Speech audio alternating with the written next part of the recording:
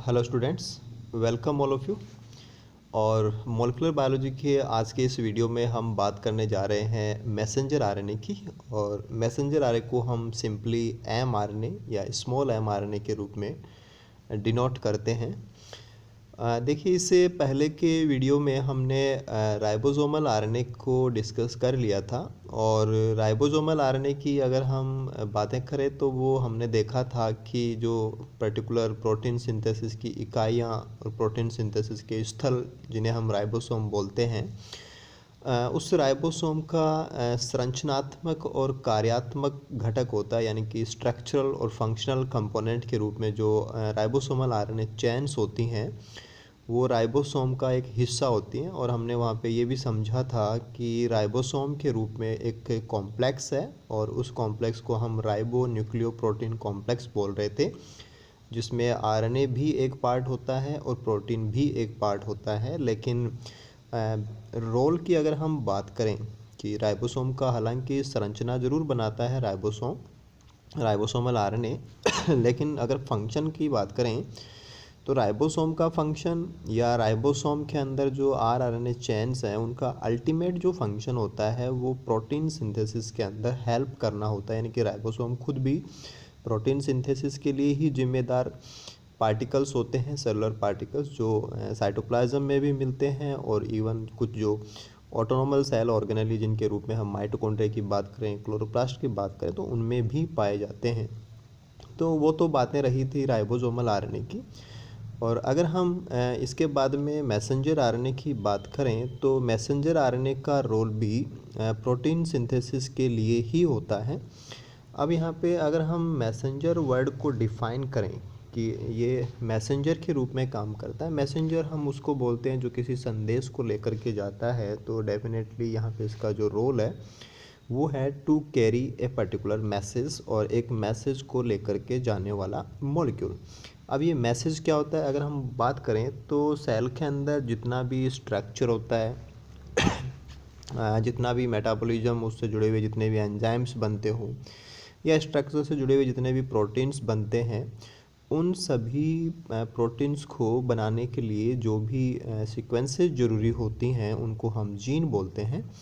और वो gene DNA का हिस्सा होते हैं। यानी कि टोटल जो इन्फॉर्मेशन, चाहे वो स्ट्रक्चरल पॉइंट ऑफ व्यू से इम्पोर्टेंट हो या फंक्शनल पॉइंट ऑफ व्यू से इम्पोर्टेंट हो सेल के लिए, वो टोटल इन्फॉर्मेशन ऑर्गेनिज्म के जीनोम के अंदर जीन्स के रूप में या उसके डीएनए का पार्ट होती है। तो डीएनए के अंदर सारी इन्फॉर्मेशन होती है, इसीलिए हम इसको मास्टर मॉलिक्यूल भी बोलते हैं। लेकिन कभी भी मास्टर मॉलिक्यूल डायरेक्टली प्रोटीन नहीं बनाता है, ये अपनी कॉपी बनाता है, यानी कि अपने जैसा दूसरा मॉलिक्यूल बनाता है और वो मॉलिक्यूल बाद में प्रोटीन बनाने के लिए काम में आता है। तो डीएनए के रूप में जो भी इंफॉर्मेशन है उसकी कॉपी होती है। कॉपी का मतलब एग्जैक्टली कॉपी नहीं है, यहाँ पे उसका कॉम्प्लीमेंट्री बन करके आता है। हालांकि कॉपी किसका होता है, कॉम्प्लीमेंट्री किसका होता है, ये भी हम आगे इसी वीडियो में बात करेंगे। बट डीएनए में जो भी इंफॉर्मेशन, यहाँ इंफॉर्मेशन को आप क्लियर कीजिए कि इंफॉर्मेशन का मतलब है डीएनए के अंदर जो सीक्वेंस है वहाँ पे जो नाइट्रोजन बेसिस का जो क्रम है जो न्यूक्लियोटाइड्स का जो सीक्वेंस होता है वो सीक्वेंस ही अपने आप में एक मैसेज होता है, एक कोड होता है। और उसी मैसेज को प्रोटीन के रूप में कन्वर्ट कराने के लिए प्रोटीन में अमीनो एसिड्स का सीक्वेंस होता है। तो वन साइड के अंदर डीएनए में सीक्वेंस है, दूसरी साइड में प्रोटीन में सीक्वेंस है। तो डीएनए वाली सीक्वेंस को या डीएनए वाली इन्फॉर्मेशन को प्रोटीन वाली इन्फॉर्मेशन में कन्वर्ट कराने के लिए बीच में एक इंटरमीडिएट का रोल आता है। यहाँ पे एक बीच में एक इंटरमीडिएट आएगा, दैट इंटरमीडिएट इज एमआरएनए। तो एमआरएनए एक प्रकार का वो मॉलिक्यूल हो गया जो डीएनए में जो भी इंफॉर्मेशन है उसके अकॉर्डिंग इंफॉर्मेशन को कैरी करता है। और कैरी करने के बाद में इस इंफॉर्मेशन को राइबोसोम जब यूज़ करेगा तो उससे वो प्रोटीन को सिंथेसाइज कर लेता है। तो एक बीच की कड़ी हम बोल सकते हैं कि DNA is the master molecule and protein is the worker.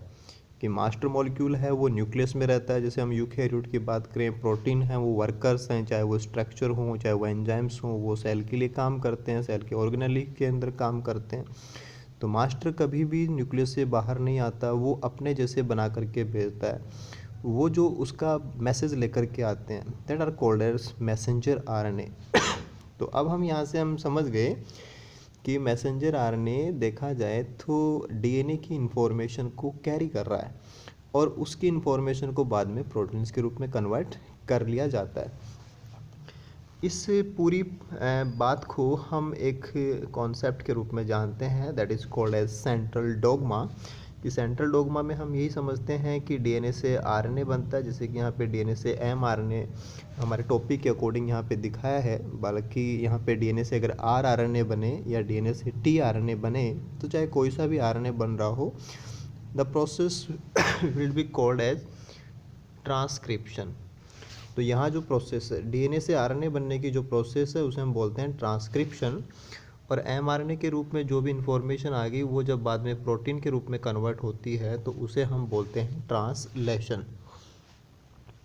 तो ट्रांसक्रिप्शन डीएनए से आरएनए का बनना, या प्रोटीन सिंथेसिस के पॉइंट ऑफ व्यू से बात करें तो डीएनए से एमआरएनए का बनना। और एमआरएनए में जो भी इंफॉर्मेशन आ गई सीक्वेंस वाइज, उसका प्रोटीन्स में कन्वर्जन जो कि ट्रांसलेशन मैकेनिज्म के द्वारा होता है। Number 1 is transcription and number 2 is translation.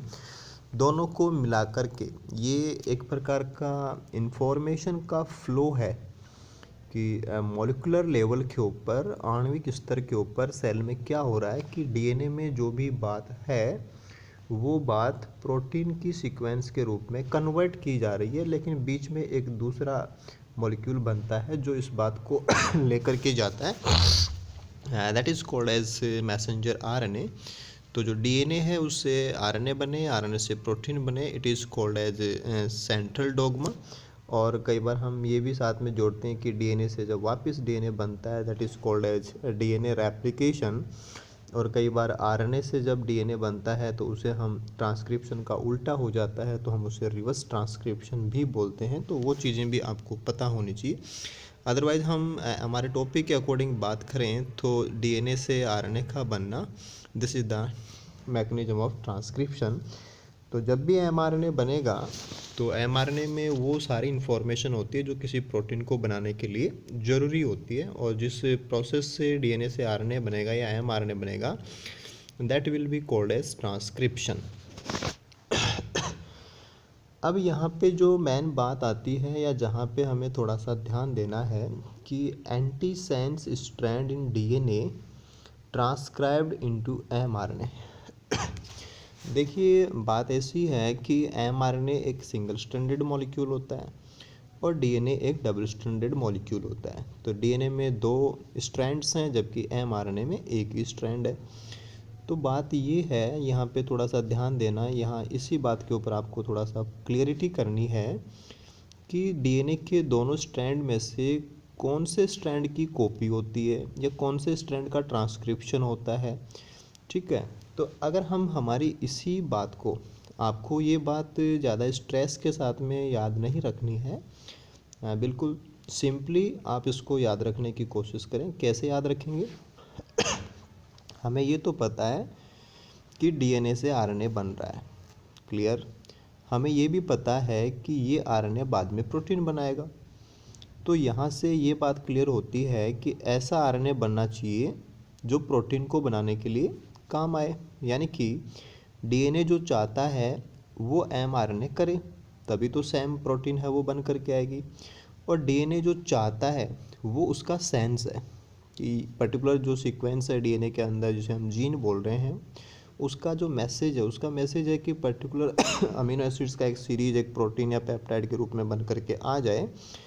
तो वो जो सेंस है वो सेंस हमें एमआरएनए में चाहिए, क्योंकि जब ट्रांसक्रिप्शन होता है या जब डीएनए से आरएनए बनता है तो कॉम्प्लीमेंट्री स्ट्रैंड बन कर के आता है। जैसे एडेनिन के सामने एडेनिन की बात करें तो उसके सामने थायमिन होता है, ग्वानिन की बात करें तो उसके सामने साइटोसिन होता है। तो जब एक स्ट्रैंड को यूज़ करके दूसरा स्ट्रैंड बनाया जाता है तो उस वाली नए स्ट्रैंड के अंदर जो सीक्वेंस आती है वो रिवर्स हो जाती है, कॉम्प्लीमेंट्री हो जाती है। इसलिए अगर हमें वो सीक्वेंस चाहिए जो डीएनए में काम की है, और उसको हमें mRNA में चाहिए, तो अगर हम सेंस वाले को कॉपी कर देंगे तो हमारा जो mRNA है वो एंटी सेंस हो जाएगा और उससे जो प्रोटीन बनेगी वो कुछ और ही बन जाएगी। तो इट मीन्स हमें प्रोटीन बनानी है mRNA से, या सेल को प्रोटीन बनानी है mRNA से, तो mRNA में वो सीक्वेंस चाहिए जो DNA में उस प्रोटीन के लिए काम करती है या उस प्रोटीन के लिए होती है। तो जब हम DNA के अंदर सेंस वाले का उल्टा, जिसे हम एंटी सेंस बोल रहे हैं, जब हम एंटी सेंस स्ट्रैंड की कॉपी कराएंगे या ट्रांसक्रिप्शन कराएंगे तो वहाँ पे जो mRNA में सीक्वेंस आएगी वो उसका रिवर्स हो जाएगा, यानी कि एंटी सेंस की कॉपी हो जाएगी सेंस। यानी कि अगर DNA के अंदर एंटी सेंस है तो उसकी कॉपी जब mRNA में होगी तो वहाँ पे बन जाएगा सेंस, यानी कि ये काम करेगा। इससे जो अमीनो एसिड्स हैं वो वही आएंगे जो हमें पर्टिकुलर पेप्टाइड के अंदर ज़रूरी थे। तो हमेशा ट्रांसक्रिप्शन के दौरान mRNA किससे बनेगा? mRNA हमेशा बनेगा एंटी सेंस स्ट्रैंड से। अब ये बात यहाँ पे हम क्लियर कर सकते हैं कि mRNA sequence is complementary to anti sense और mRNA sequence is similar to sense strand, क्योंकि दो स्ट्रैंड में से एक की कॉपी हुई है और कॉपी जब होती है तो उसका रिवर्स हो जाता है। तो डीएनए के अंदर जो सेंस के अंदर सीक्वेंस होगी वो सेम सीक्वेंस mRNA के अंदर होगी, लेकिन हमें क्या ध्यान रखना है कि having uracil as a substitute of thymine, कि डीएनए में जहाँ सेंस स्ट्रैंड में हमारे पास थायमिन होता है वहाँ पे mRNA के अंदर हमें क्या मिलेगा? थायमिन की जगह पे यूरेसिल मिलेगा, यानी कि डीएनए में 80 पेयरिंग हमें मिलती है, जबकि यहाँ पे हम देखेंगे कि जहाँ पे डीएनए में एडेनिन था उसके सामने आरएनए के अंदर थायमिन नहीं आता है, थायमिन की जगह पे क्या आता है? यूरेसिल आता है। तो ये एक एक्सेप्शन होता है कि यूरेसिल है वो एक ऐसा नाइट्रोजन बेस है जो डीएनए में नहीं पाया जाता है, जो केवल आरएनए में पाया जाता है। और ये बात भी हमारी हो गई थी कि mRNA single stranded has all information needed to code a particular peptide.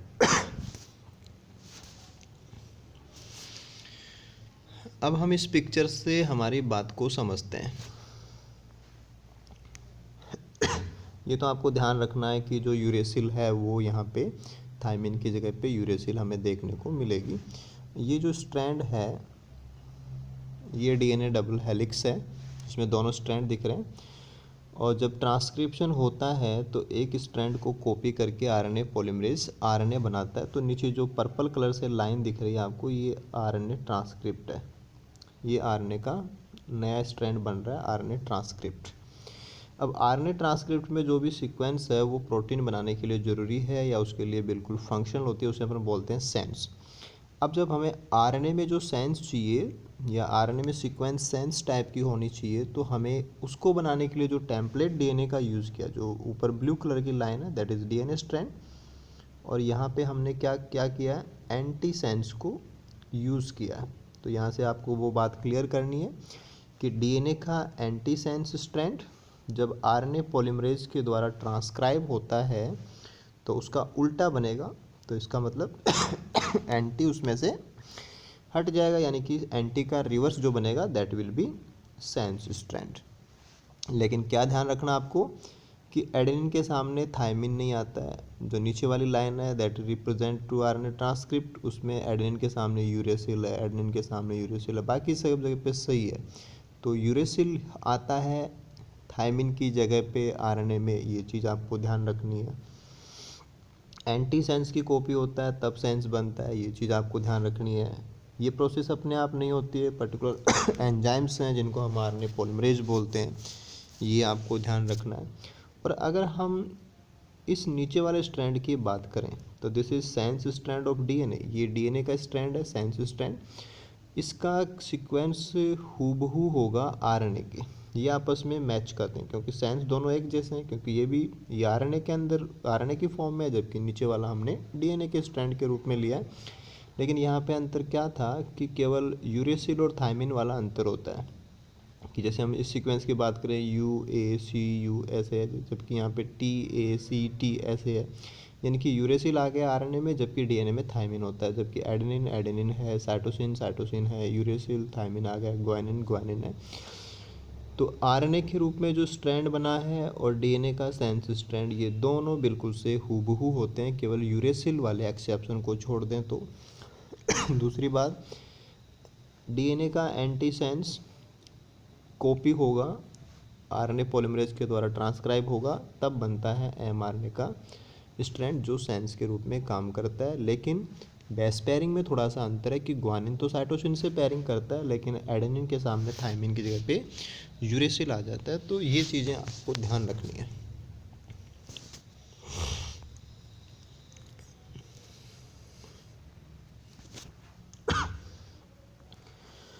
अब हम बात करते हैं mRNA in prokaryotes and eukaryotes की। प्रोकैरियोटिक सिस्टम्स और यूकैरियोटिक सिस्टम्स में एमआरएनए को लेकर के अंतर होता है। जो प्रोकैरियोटिक एमआरएनए हैं वो ऊपर वाले डायग्राम में हमें दिख रहे हैं कि हमेशा ही चाहे किसी भी प्रकार का हम सीक्वेंस मॉलिक्यूलर बायोलॉजी में यूज़ करें तो हमेशा इस किनारे के ऊपर 5 प्राइम एंड ही दिखाया जाता है, इस किनारे के ऊपर 3 प्राइम एंड ही दिखाया जाता है। ये चीज़ हमेशा हमें ध्यान रखनी है और इनको लिखा भी ऐसे ही जाता है और बोला भी ऐसे ही जाता है। अगर हम प्रोकैरियोटिक एमआरएनए की बात करें तो यहाँ पे हम देख सकते हैं कि प्रोटीन 1, प्रोटीन 2, प्रोटीन 3, 3 प्रोटीन को बनाने के लिए इन्फॉर्मेशन एक साथ एक सिंगल मॉलिक्यूल में होती है। प्रोटीन 1, प्रोटीन 2 एंड प्रोटीन 3 को बनाने के लिए जितना भी एमआरएनए के रूप में सीक्वेंस चाहिए वो एक ही मॉलिक्यूल में आ जाती है, तो इसे हम बोलते हैं पॉलीसिस्ट्रॉनिक। तो पॉलीसिस्ट्रॉनिक जो कंडीशन है एमआरएनए की, जो पॉलीसिस्ट्रॉनिक कंडीशन है वो हमें प्रोकैरियोटिक एमआरएनए में देखने को मिलती है। और मतलब क्या उसका कि मोर देन 1 प्रोटीन्स को डिकोड करने वाले या उसकी इंफॉर्मेशन रखने वाले एक साथ एक ही मॉलिक्यूल के रूप में पाए जाते हैं। जैसे यहाँ पे प्रोटीन ए बन गई, ये प्रोटीन बी बन गई, ये प्रोटीन सी बन गई। जैसा कि हम लैक ओपेरॉन के मामले में जानते हैं कि वहाँ पे ZYA 3 जीन एक साथ एक बार ही ट्रांसक्रिप्शन में बन करके आ जाते हैं। तो सच कंडीशन कि मोर देन 1 पेप्टाइड्स को सिंथेसाइज करने के लिए नीडेड इन्फॉर्मेशन जब एक सिंगल मॉलिक्यूल में प्रेजेंट होती है, that is called as polycistronic mRNA condition. जबकि इसको हम कंपेयर करें यूकैरियोटिक एमआरएनए से, तो यूकैरियोटिक एमआरएनए में केवल कोडिंग सीक्वेंस एक ही है जिससे एक ही पेप्टाइड बनती है, तो दिस इज मोनोसिस्ट्रॉनिक। तो काफ़ी बड़ा अंतर है कि प्रोकैरियोटिक जो एमआरएनए हैं they are polycistronic and eukaryotic mRNA हैं दे आर मोनोसिस्ट्रॉनिक। ये तो बात हुई कि उनमें कितनी प्रोटीन्स बनाने के लिए सीक्वेंस प्रेजेंट है। अब हम देख सकते हैं कि यहाँ पर भी 5 prime untranslated region, 3 prime untranslated region ये ऐसे दिखा रखे हैं। यहाँ पर भी ये 5 प्राइम UTR, 3 प्राइम UTR ये सब दिखा रखे हैं। तो 5 प्राइम किनारे के ऊपर है उसके लिए 5 प्राइम लिखा हुआ है, 3 के ऊपर है तो 3 प्राइम लिखा हुआ है। अनट्रांसलेटेड रीजन का मतलब ये है कि इन भागों का, ये हालांकि एमआरएनए के पार्ट जरूर हैं बट इनका ट्रांसलेशन नहीं होता। जब प्रोटीन सिंथेसिस होती है तो ये ट्रांसलेशन में पार्टिसिपेट नहीं करते।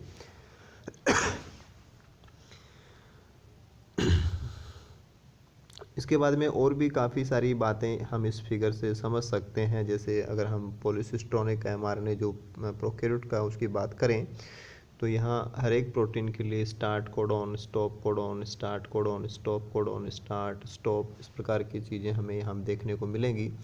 जबकि यहाँ हमारे पास केवल एक ही स्टार्ट कोडॉन और एक ही स्टॉप कोडॉन होगा, क्योंकि हमें पता है कि ये कैसा है, मोनोसिस्ट्रॉनिक टाइप का है।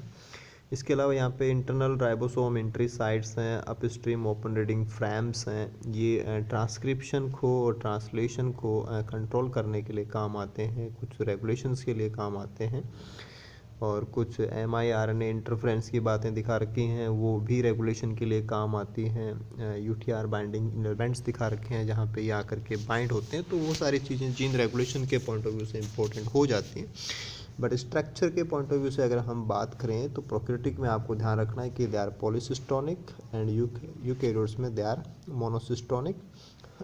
पोली हम क्यों बोलते हैं और मोनो हम क्यों बोलते हैं, ये चीज़ें हमें क्लियर होनी चाहिए। तो आई होप इस वीडियो की सहायता से एमआरएनए को लेकर के जो फंडामेंटल बातें हैं मॉलिक्यूलर बायोलॉजी के पॉइंट ऑफ व्यू से वो आपकी क्लियर हुई होंगी। तो आप इस वीडियो को रिवाइज करके दोबारा देखेंगे और प्रॉपर इसमें जो भी इंफॉर्मेशन है उसको कैप्चर करके अपना एक प्रॉपर नोट तैयार करेंगे, जिसमें आप प्रोक्रिटिक और यूक्रिटिक एमआरएनए के पॉइंट ऑफ व्यू से जो डिफरेंसेज हैं उन सबको भी यहाँ पे काउंट करेंगे। Okay then, thank you so much.